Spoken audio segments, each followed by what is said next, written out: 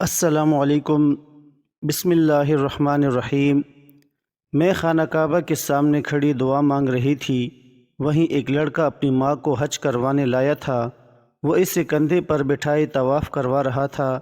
تبھی وہ عورت اونچی آواز میں دعا کرنے لگی کہ جلد ہی میرا بیٹا مر جائے۔ میں یہ سن کر کام گئی اور اس عورت سے پوچھا کہ تم اپنے بیٹے کے لیے بد دعا کیوں کر رہی ہو؟ تو اس نے جو کچھ مجھے بتایا، اس نے میرے پاؤں تلے سے زمین نکال دی، کیونکہ اس کا بیٹا تو دراصل ہر سال کی طرح اس سال بھی حج کے لیے جانے والے لوگوں کا بہت زیادہ رش لگا ہوا تھا۔ ہر طرف لوگوں کا ہجوم ہی ہجوم نظر آ رہا تھا۔ جہاں تک نگاہ دوڑاؤ وہاں لوگ ہی لوگ نظر آتے تھے۔ کبھی کبھی میں سوچتی تھی کہ حج بھی کتنی ہی خوبصورت عبادت ہے۔ دنیا کے تمام امیر غریب، کالے گورے، غرض ہر ایک میں فرق ختم کر کے رکھ دیتا ہے اور تمام لوگوں کو ایک ہی جگہ پر ایک ساتھ کھڑے ہونے کا موقع دیتا ہے، جس سے اس بات کا اندازہ ہوتا ہے کہ اللہ کے نزدیک ہر انسان برابر ہے، چاہے وہ امیر ہو یا غریب، کالا ہو یا گورا، بادشاہ ہو یا پھر فقیر، سب اللہ کے نزدیک برابر ہیں۔ اور حج جیسے فریضے کو انجام دیتے ہوئے سب کے سب ایک ساتھ کھڑے ہو جاتے ہیں۔ مجھے بھی کئی سالوں سے حج پر جانے کا شوق تھا۔ دل تڑپتا تھا کہ کب موقع ملے اور میں حج کے لیے جاؤں، لیکن وہاں تک جانے کے لیے میرے پاس اتنے وسائل بھی نہیں تھے۔ میں ایک معمولی سی گورنمنٹ ٹیچر تھی، تنخواہ بھی بہت کم تھی۔ بہت کوشش کرتی کہ بچت کر لوں، لیکن پورے گھر کی ذمہ داری میرے ہی کاندھوں پر تھی۔ میرے ابا معذور تھے، اس لیے کوئی کام کاج نہیں کر پاتے تھے۔ گھر میں بہن بھائیوں میں سب سے بڑی میں ہی تھی۔ چھوٹی عمر سے ہی گھر کا خرچہ اٹھانا شروع کر دیا تھا۔ پہلے میں اپنی پڑھائی کے ساتھ ساتھ ادھر ادھر نوکری وغیرہ کرتی، بہت سے اسکولوں میں بھی پڑھایا، اور جب میری پڑھائی مکمل ہو گئی پھر میں نے ایک گورنمنٹ اسکول میں جاب کرنا شروع کر دی۔ معمولی سی تنخواہ دے رہے تھے، معمولی اس لیے کیونکہ ایک تو مجھے پورے گھر کا خرچہ اٹھانا تھا اور دوسرا ہر گزرتے دن کے ساتھ مہنگائی اتنی بڑھتی جا رہی تھی کہ جتنے بھی پیسے ملتے کم لگتے تھے، لیکن گزارا تو کرنا ہی تھا۔ ساتھ میں گھر پر محلے کے بچوں کو ٹیوشن بھی پڑھایا کرتی تھی۔ میرے باقی بہن بھائی بھی پڑھ رہے تھے۔ میری خواہش تھی کہ پڑھ لکھ کر وہ بھی اپنے پیروں پر کھڑے ہو جائیں۔ اماں چاہتی تھی کہ اب میری شادی کی تیاریاں شروع کر دی جائیں، کیونکہ میری عمر ہو رہی تھی، مگر وہ اس بات سے بھی پریشان تھی کہ گھر کا خرچہ میں ہی اٹھاتی ہوں، شادی کے بعد کس طرح سے یہ سب ہوگا۔ میں بھی اسی بات کو لے کر ہر وقت ٹینشن میں رہتی تھی۔ اماں سے میں نے کہہ دیا تھا کہ جب تک میرے بہن بھائیوں میں سے کوئی اس قابل نہیں بن جاتا کہ وہ اپنے پاؤں پر کھڑا ہو سکے اور اس گھر کا خرچہ چلا سکے، تب تک آپ میرے لیے رشتہ دیکھنا بند کر دیں، میں تب تک شادی نہیں کر سکتی۔ اماں کہنے لگی کہ اگر میں نے وقت پر تمہاری شادی نہیں کی کوئی بھی رشتہ نہیں ملے گا۔ ویسے بھی ہر کوئی مجھ سے یہی پوچھتا ہے کہ آپ اپنی بیٹی کی شادی کب کریں گے۔ لوگوں کو لگتا ہے کہ ہم تمہارا پیسہ کھانے کے لیے جان بوجھ کر تمہیں گھر پر بٹھائے ہوئے ہیں، لیکن حقیقت کیا ہے اس سے کوئی بھی واقف نہیں ہے۔ میں نے اماں سے کہا کہ آپ لوگوں کی باتوں پر دھیان دینا چھوڑ دیں، لوگوں کا کام تو باتیں کرنا ہی ہے۔ کوئی بھی کبھی بھی ہماری مدد کے لیے آگے نہیں بڑھا۔ میرا گھر میری ذمہ داری ہے اور آپ سب کوئی غیر نہیں ہیں، میرے اپنے ہیں، تو میں آپ سب کے اوپر بوجھ کیسے ہوں؟ آپ لوگ میرا فائدہ کیسے اٹھا سکتے ہیں؟ آپ لوگوں کی باتوں کو مت سنا کریں۔ مجھے خوشی ملتی ہے اپنے گھر کا خرچہ اٹھا کر اور اپنے گھر کے لیے محنت کر کے۔ دوسروں کو ہمارے گھر کے حالات کبھی بھی سمجھ میں نہیں آ سکتے۔ جب تک ابا ٹھیک تھے تب تک تو وہ اچھے سے گھر چلا رہے تھے۔ نہ میرے سمجھانے پر اماں نے کہا کہ ٹھیک ہے، لیکن تمہارے لیے رشتے تو ڈھونڈنا ہی پڑیں گے، ابھی منگنی کر دیتے ہیں اور بعد میں شادی کر دیں گے۔ میں نے اماں سے کہا کہ کوئی بھی اتنی دیر انتظار نہیں کرتا، آپ پریشان نہ ہوں، جب شادی ہونی ہوگی اس وقت ہو جائے گی۔ ہو سکتا ہے کہ ابھی شادی ہونا میرے حق میں بہتر نہ ہو، میں نے اماں کو تو کسی نہ کسی طرح سے منا لیا تھا، لیکن محلے اور دیگر لوگ جو مجھے جانتے تھے جہاں پہ مجھے دیکھتے اسی موضوع کو لے کر بیٹھ جاتے تھے۔ اگلے سال میں پوری 25 کی ہونے والی تھی اور اب تک میری شادی نہیں ہوئی تھی۔ لوگ اسی بات کو لے کر ایسے پریشان ہو رہے تھے جیسے اس دنیا میں اور کوئی مسئلہ ہی نہ رہا ہو۔ پہلے تو میں لوگوں کی باتوں پر کچھ بھی نہیں کہتی تھی، پھر میں نے بحث کرنا شروع کر دی۔ آہستہ آہستہ مجھے ان کی عادت پڑ گئی اور میں آگے سے صرف مسکرا دیتی۔ مجھے یہ سمجھ نہیں آتی تھی کہ سب لوگ شادی کو عمر سے کیوں مشروط کرتے ہیں، حالانکہ شادی کوئی بچوں کا کھیل نہیں ہے۔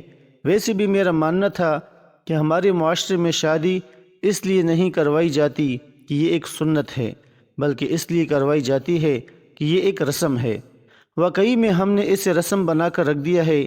اگر ہم اسے سنت سمجھ کر ہی کرتے تو ساری غیر شرعی حرکتیں اور رسمیں ہم اپنی شادیوں میں نہ کرتے۔ یہ ایک ایسی کڑوی حقیقت ہے جسے سن کر کوئی بھی برداشت نہیں کر پاتا۔ آج کل شادیوں میں تو ناچ گانا ہونا عام سی بات ہو گئی ہے۔ لگتا ہی نہیں ہے کہ ہم مسلمان ہیں اور شادی ہمارے دین میں ایک سنت ہے۔ لوگوں کے دوہرے معیار دیکھ دیکھ کر تو میرا دل ہی اُب گیا تھا، اس لیے میں کسی سے زیادہ بات چیت بھی نہیں کرتی تھی، نہ ہی اپنے گھر کے مسائل وغیرہ کسی سے شیئر کرتی تھی۔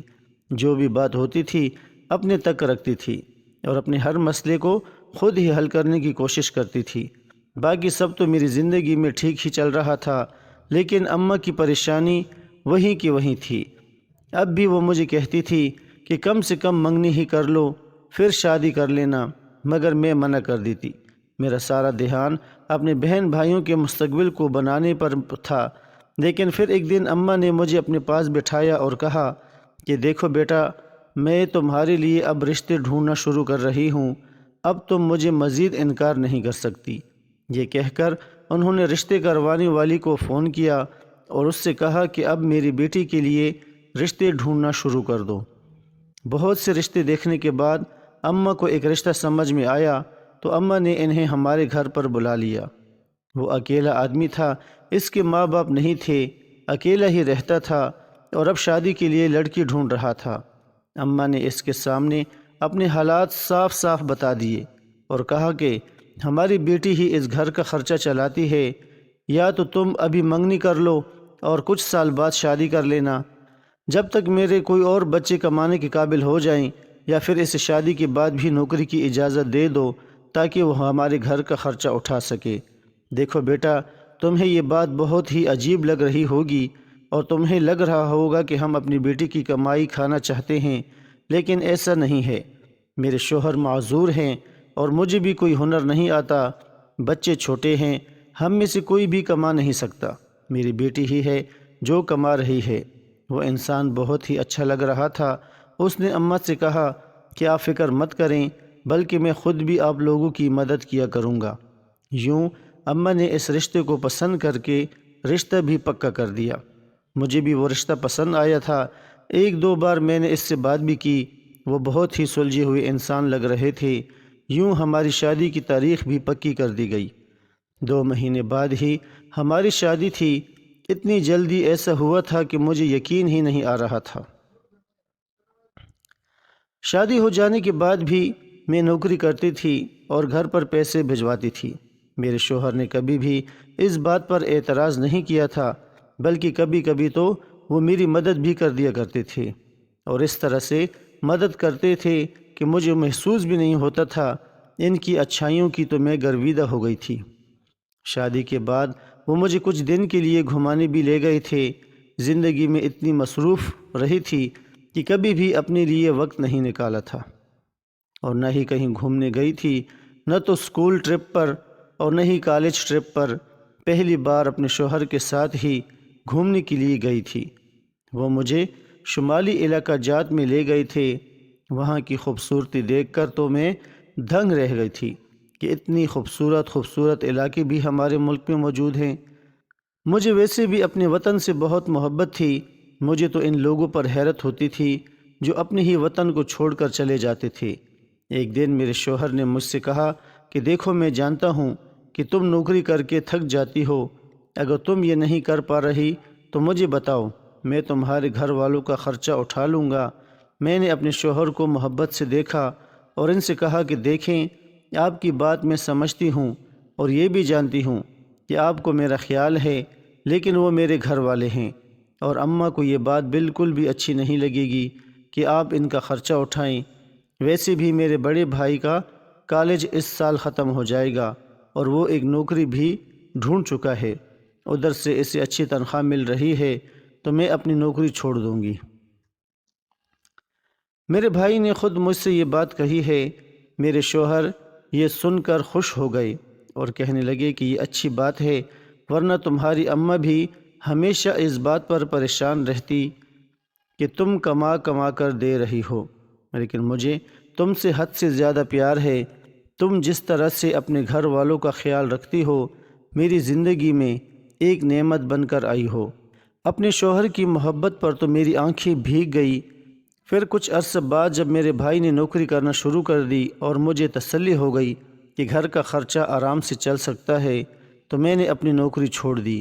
اب میں پورا وقت گھر پر رہتی اور گھر کے کام کاج کرتی۔ مجھے بہت سی کتابیں پڑھنے کا شوق تھا۔ اپنے اس شوق کو پورا کرنے کے لیے میں نے بہت سی کتابیں خریدی اور فارغ وقت میں بیٹھ کر پڑھنے لگی۔ ان سے مجھے بہت کچھ سیکھنے کو ملتا تھا۔ ایک دن میرے شوہر نے صبح آفس جانے سے پہلے مجھ سے کہا کہ میں تمہیں آج ایک سرپرائز دوں گا، تم یقیناً بہت زیادہ خوش ہو جاؤ گی۔ میں حیران ہوئی کہ آخر وہ مجھے کون سا سرپرائز دینا چاہتے ہیں۔ ایسی کیا بات ہو سکتی ہے؟ پورا دن میں اسی بارے میں سوچتی رہی۔ مجھے بے تابی سے انتظار تھا کہ کب شام کو آفس سے واپس آئیں گے اور مجھے سرپرائز کے بارے میں بتائیں گے۔ جب شام ہوئی تو میرے شوہر واپس آئے۔ میں فوراً ان کے پاس آئی، انہیں پانی وغیرہ دیا، پھر ان سے پوچھا کہ آپ نے مجھ سے کہا تھا کہ آپ مجھے کوئی سرپرائز دیں گے، اب بتائیں کون سا سرپرائز تھا؟ میں پورا دن اسی بارے میں سوچ رہی تھی۔ یہ سن کر وہ ہنس پڑے اور کہنے لگے کہ تم بھی کتنی پاگل ہو، بچوں کی طرح چھوٹی چھوٹی چیز پر خوش ہو جاتی ہو۔ اچھا دیکھو، تم ہمیشہ سے حج پر جانا چاہتی تھی نا، تو میری کمپنی نے کچھ لوگوں کو چنا ہے جو اس سال کمپنی کی طرف سے حج پر جائیں گے۔ سارا خرچہ کمپنی ہی اٹھائے گی اور ان لوگوں میں میرا نام بھی آیا ہے۔ اب تم بھی تیاری کر لو، ہم جلد ہی حج کے لیے جائیں گے۔ یہ سن کر تو میری خوشی کی انتہا نہ رہی۔ اتنے سالوں کا خواب اب سچ ہونے جا رہا تھا۔ میں نے اللہ کا بے حد شکر ادا کیا کہ اس نے ایک وسیلہ بنا دیا۔ میں نے کبھی سوچا بھی نہیں تھا کہ مجھے ایسا موقع بھی ملے گا۔ میں اور میرے شوہر، ہم دونوں ہی بہت زیادہ خوش تھے اور بار بار اللہ کا شکر ادا کر رہے تھے کہ اس نے ہمیں ایسی سعادت سے نوازا۔ میں نے جلدی جلدی تیاریاں کرنا شروع کر دیں۔ اماں کو بھی فون کر کے بتا دیا کہ ہم حج کرنے جائیں گے۔ وہ بھی سن کر خوش ہوئی اور دعائیں دینے لگی۔ جانے سے پہلے میں اماں ابا سے ملنے کے لیے آ گئی۔ ابا بار بار رو رہے تھے اور کہہ رہے تھے میری بہت خواہش تھی کہ میں بھی حج پر جاؤں۔ میں نے ابا سے کہا کہ آپ اچھی امید رکھیں، ایک دن آپ کو بھی موقع ملے گا، میں آپ کے لیے بہت دعائیں کروں گی۔ سب سے مل کر ہم لوگ ایئرپورٹ کے لیے نکل گئے۔ مجھ سے تو اپنے جذبات سنبھالے ہی نہیں جا رہے تھے۔ جب ہم سعودی عرب پہنچے تو خوشی کے مارے میرے آنکھوں سے آنسو نکل رہے تھے۔ ہم ایک اچھے سے ہوٹل میں رکے تھے اور جب میں نے پہلی بار خانہ کعبہ کی طرف نگاہ کی تو میرے جذبات بالکل ہی الگ ہو گئے تھے۔ میں صرف سوچا کرتی تھی کہ خانہ کعبہ جاؤں گی، اور آج اپنی آنکھوں کے سامنے خانہ کعبہ کو دیکھ پا رہی تھی۔ اس مقدس جگہ پر کھڑے ہو کر میرا دل بہت سی دعائیں کر رہا تھا، میرے ہونٹوں سے الفاظ نہیں نکل پا رہے تھے۔ میں نے اپنے ابا کے لیے بھی بہت سی دعائیں کی۔ پھر ہم واپس ہوٹل میں آ گئے۔ جیسے جیسے میں وہاں عبادت کرتی تھی ویسے ویسے میرا دل بہت ہی زیادہ نرم ہوتا جا رہا تھا۔ میرا دل کیا کہ کاش میں ساری زندگی یہیں پر رہ پاؤں۔ میں جانتی تھی کہ یہ دن میری زندگی کے سب سے یادگار دن بننے والے تھے۔ ایک دن میں خانہ کعبہ کے سامنے کھڑی اللہ کے حضور دعائیں مانگ رہی تھی، تبھی میں نے دیکھا کہ ایک نوجوان ایک بوڑھی عورت کو اپنے کاندھے پر بٹھائے طواف کر رہا تھا۔ یہ منظر دیکھ کر مجھے بہت زیادہ خوشی ہوئی کہ کتنا نیک بیٹا ہے، اپنی ماں کو کاندھے پر بٹھایا طواف کروا رہا ہے۔ لیکن پھر اچانک سے ہی میں نے اس بوڑھی عورت کی آواز سنی۔ وہ اونچی آواز میں دعا کر رہی تھی کہ اس کا بیٹا مر جائے۔ یہ سن کر تو میں کانپ گئی۔ کوئی ماں اپنے اتنے نیک بیٹے کے بارے میں ایسی بد دعا کر سکتی ہے، اور وہ بھی خانہ کعبہ کے سامنے؟ میں فوراً اس سے پریشان ہو گئی کہ آخر کیا ہوا ہے جو ایک ماں ایسی بد دعائیں کر رہی ہے۔ میرے لیے یہ بہت ہی حیرت کا مقام تھا۔ آس پاس موجود دیگر لوگ بھی اس عورت کو حیرت سے دیکھ رہے تھے کہ آخر اپنے بیٹے کے بارے میں ایسے کیوں کہہ رہی ہے اور اس کے لیے ایسی بد دعا کیوں کر رہی ہے۔ مگر میں نے دیکھا کہ اس نوجوان کو اس سب سے کوئی فرق نہیں پڑ رہا تھا۔ وہ بس خاموشی سے اپنی ماں کو کندھوں پر بٹھائے طواف کروا رہا تھا۔ میں اپنے شوہر کے ساتھ واپس ہوٹل میں گئی اور انہیں سارا واقعہ بتایا۔ میرے شوہر نے کہا کہ نہ جانے ایسی کیا بات ہے جو ایسی دعائیں کر رہی تھی، یہ تو بہت ہی تعجب کی بات ہے۔ میں پھر باقی پوری رات اسی بارے میں سوچتی رہی۔ اگلے دن دوبارہ مجھے خانہ کعبہ میں وہی عورت بیٹھی نظر آئی۔ آج بھی وہ دعا کر رہی تھی۔ مجھے لگا کہ دوبارہ سے اپنی بیٹی کی موت کی دعا کر رہی ہوگی۔ میں نے سوچا کیوں نہ میں آج جا کر اس عورت سے پوچھوں آخر وہ اپنے بیٹے کے لیے ایسی دعا کیوں کر رہی ہے۔ تبھی میں اس کی قریب چلی گئی اور اس سے کہنے لگی کہ ماں جی، کیا میں آپ سے کچھ بات کر سکتی ہوں؟ وہ بولی ہاں بیٹا بولو، کیا بات ہے؟ میں نے کہا کل میں نے آپ کو دیکھا تھا، آپ کا بیٹا آپ کو کندھے پر بٹھائے طواف کروا رہا تھا اور آپ اسی کی کندھے پر بیٹھی بد دعا دے رہی تھیں کہ میرا بیٹا مر جائے۔ ایسا کیوں ہے آخر؟ آپ کے بیٹے نے ایسا کیا کیا ہے جو آپ کے منہ سے اپنی ہی بیٹے کے لیے ایسی بد دعائیں نکل رہی تھی؟ میری بات سن کر اس عورت کی آنکھوں سے آنسو گرنے لگے۔ پھر اس نے مجھ سے کہا کہ بیٹی، میں نے بہت ہی مجبور ہو کر یہ دعا کی تھی۔ یہ بد دعا نہیں بلکہ دعا تھی۔ میں جانتی ہوں کہ سب لوگ حیران ہو رہے ہوں گے کہ میں اپنے بیٹے کے لیے ایسی دعا کیوں کر رہی ہوں۔ کوئی ماں ایسی دعا کر بھی نہیں سکتی، لیکن میرا بیٹا بہت ہی زیادہ تکلیف میں ہے۔ اس کی حالت اتنی خراب ہے کہ میں تمہیں بتا نہیں سکتی۔ دراصل میں پاکستان سے ہی تعلق رکھتی ہوں اور ایک چھوٹے سے گاؤں میں رہتی ہوں۔ ہماری کافی بڑی بڑی زمینیں ہیں اور روپے پیسے کی کوئی کمی نہیں ہے۔ میرے 2 ہی بیٹے ہیں۔ بڑا بیٹا تو وہ جو کل مجھے اپنے کاندھوں پر بٹھائے طواف کروا رہا تھا، اور دوسرا بیٹا بہت ہی لاڈ اور پیار سے ہم نے اسے پالا تھا۔ ایک دن گاؤں میں کھیلتے کھیلتے وہ گر گیا اور اسے چوٹ لگ گئی، خون زیادہ بہہ گیا تو ہم اسے اسپتال لے گئے۔ ڈاکٹر نے اس کی مرہم پٹی کی اور کہا کہ وہ جلد ہی ٹھیک ہو جائیں گے، لیکن اس کا زخم ٹھیک ہی نہیں ہو رہا تھا۔ مسلسل علاج کے بعد بھی کوئی فرق نہیں نظر آ رہا تھا۔ میرا بیٹا جو ہنستا کھیلتا اور بھاگتا دوڑتا تھا، اچانک سے بستر سے لگ گیا۔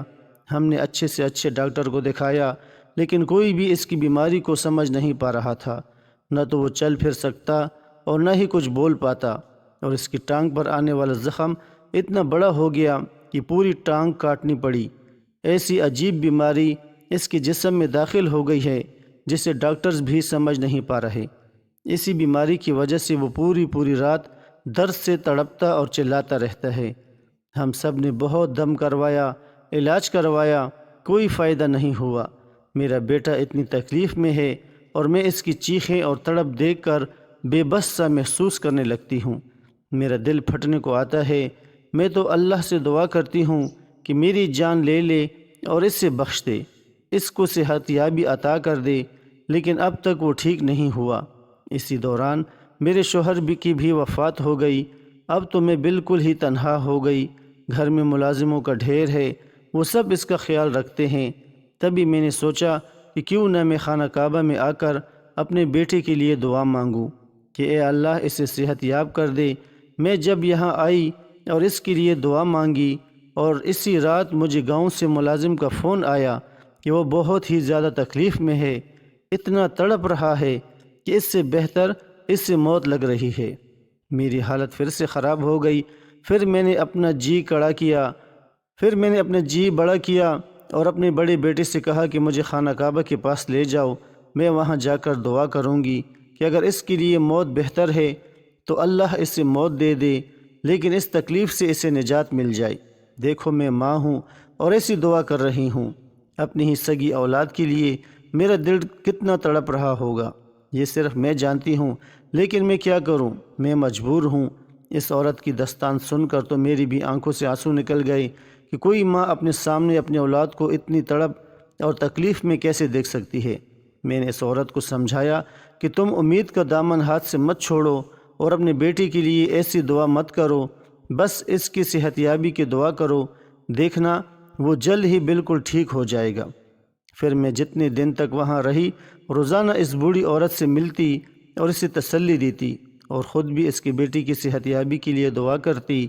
جب ہم یہاں سے واپس پاکستان آنے لگے تو اس عورت نے کہا کہ تم مجھ سے میرا فون نمبر لے لو اور مجھ سے رابطے میں رہنا، ہو سکتا ہے کبھی ہماری ملاقات ہو جائے۔ تم نے میرا بہت ساتھ دیا ہے اور مجھے بہت حوصلہ دیا ہے اور امید دی ہے۔ میں روزانہ اپنی بیٹی کی صحت یابی کے لیے دعائیں مانگتی رہی ہوں۔ پھر ہم لوگ پاکستان واپس آ گئی۔ پاکستان آ کر میں اس عورت کے بارے میں اکثر سوچا کرتی تھی کہ نہ جانے اس کا بیٹا اب کیسا ہوگا۔ جب سے ہم واپس آئے تھے اس نے ایک بار بھی رابطہ نہیں کیا تھا۔ میری بھی ہمت نہیں ہوئی کہ میں خود سے رابطہ کروں، کیا پتہ اسے یہ بات اچھی لگے، کیا پتہ اسے یہ بات اچھی نہ لگے۔ کچھ دن گزر جانے کے بعد مجھے پتہ چلا کہ میں امید سے ہوں۔ مجھے اور میرے شوہر کو جب یہ بات پتہ چلی تو ہم دونوں خوشی سے پھولے نہ سما رہے تھے۔ انہی دنوں میرے موبائل پر ایک انجان نمبر سے کال آنے لگی۔ میں نے کال اٹھائی تو پتہ چلا کہ دوسری طرف وہی بوڑھی عورت تھی جو مجھے خانہ کعبہ میں ملی تھی۔ اس کی آواز سن کر تو میں فوراً سے خوش ہو گئی اور اس سے کہنے لگی کہ آپ کا بیٹا اب کیسا ہے۔ اس عورت کی آواز سے مجھے خوشی محسوس ہو رہی تھی۔ اس نے مجھے بتایا کہ جب میں حج سے واپس آئی اور گھر میں اپنے بیٹے کو دیکھا تو وہ مجھے پہلے سے کافی بہتر لگ رہا تھا اور نہ جانے کس طرح سے اس کی بیماری تو ختم ہو گئی اور اب وہ بالکل ٹھیک ہے اور اپنے پاؤں پر کھڑا بھی ہو پا رہا ہے، اسے تکلیف بھی نہیں ہوتی۔ ڈاکٹرز کا کہنا ہے یہ تو معجزہ ہوا ہے، کچھ ہی وقت میں وہ مکمل طور پر ٹھیک ہو جائے گا۔ میں نے تمہارا شکریہ ادا کرنے کے لیے کال کی تھی کہ تم اس دن اگر مجھے امید نہ دلاتی تو شاید میں اپنے بیٹے کو کھو چکی ہوتی۔ اس کی بات سن کر میں نے کہا ایسی کوئی بات نہیں ہے، ہمیں کبھی بھی مایوس نہیں ہونا چاہیے اور اللہ سے ہمیشہ اچھی کی امید کرنی چاہیے۔ یہ کہہ کر میں نے فون رکھ دیا اور بیٹھ کر سوچنے لگی کہ کبھی کبھی ہم انسان کتنے مایوس ہو جاتے ہیں اور خود کو بہت ہی بے بس محسوس کرنے لگتے ہیں۔ اگر ایسے وقت میں ہم اللہ پر بھروسہ رکھیں تو کوئی نہ کوئی معجزہ ضرور ہوتا ہے۔ جب میرے شوہر گھر واپس آئے تو میں نے انہیں سارا واقعہ بتایا اور کہا کہ اس بوڑھی عورت کی کال آئی تھی، اب اس کا بیٹا بالکل صحیح اور صحت یاب ہو گیا ہے۔ اس نے ہمیں اپنے گھر پر دعوت پر بلایا ہے۔ کچھ دن میں ہم اس کے گھر جا کر اس سے ملیں گے کیونکہ دعوت سے انکار کرنا غلط بات ہوتی ہے۔ میرے شوہر بھی راضی ہو گئے۔ پھر کچھ دن بعد ہم اس عورت کے گاؤں گئے۔ ان کی بہت بڑی حویلی بنی ہوئی تھی، وہ ہمارے استقبال کے لیے دروازے پر پہلے سے کھڑی تھی۔ اس نے مجھے اتنے پیار سے مدعو کیا تھا کہ میں منع نہ کر سکی۔ ہماری یہ ملاقات بہت ہی اچھی رہی۔ اب اکثر ہم اس سے ملنے گاؤں جاتے رہتے ہیں۔ اپنی زندگی میں نے ایک سبق سیکھا کہ جہاں اچھے لوگ ہوتے ہیں وہاں برے بھی ہوتے ہیں اور لازم نہیں ہے کہ ہر انسان بہت ہی زیادہ اچھا اور معصوم ہو یا پھر کوئی انسان بہت ہی زیادہ برا ہو، کیونکہ اچھائی اور برائی ہر انسان کے اندر ہوتی ہے اور یہ ایک انسان کے اوپر منحصر ہوتا ہے کہ وہ اپنے اندر کی اچھائی کو زیادہ باہر لائے یا پھر اپنے اندر کی برائی کو، یہ وہ اپنی مرضی سے منتخب کرتا ہے اور پھر اس کا عکس بھی ایسا ہی نظر آتا ہے۔ ناظرین، مزید اس طرح کی سبق آموز واقعات اور کہانیاں سننے کے لیے ہماری ویڈیوز کو لائک کریں، شیئر کریں اور ہمارے چینل کو سبسکرائب بھی کریں۔ شکریہ۔